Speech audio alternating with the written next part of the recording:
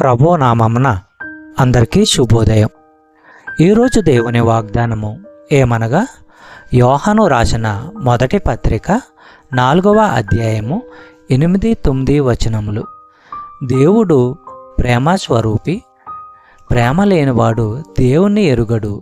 మనము ఆయన ద్వారా జీవించినట్లు దేవుడు తన అద్వితీయ కుమారుని లోకములోనికి పంపెను.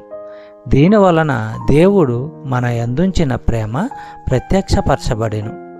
సహోదరి సహోదరులారా, దేవుడు ప్రేమ స్వరూపి. ఇది దేవుని తత్వము, దేవుని స్వభావము. ఆయన ప్రేమించకుండా ఉండలేడు. దేవుని గురించి తమకున్న జ్ఞానము, తెలివి విషయములోనూ మనుషులు గర్వపడవచ్చు. కానీ దేవుని ప్రేమ వారిలో లేకపోతే తమను తాము మోసగించుకుంటున్నారు. దివ్య ప్రేమకు మూలాధారము దేవుడే, మానవుడు కాదు. దేవుడు నేర్పించకపోతే అదేమిటో మనకు తెలియదు. ఆయన మనల్ని ప్రేమించకపోతే, తన ప్రేమను మన హృదయాల్లో ఉంచకపోతే మనము ఆయన్ను ప్రేమించగలిగే వాళ్ళము కాదు. చెప్పబడిన వాగ్దానము దేవుడు దీవించి ఆశీర్వదించునుగాక.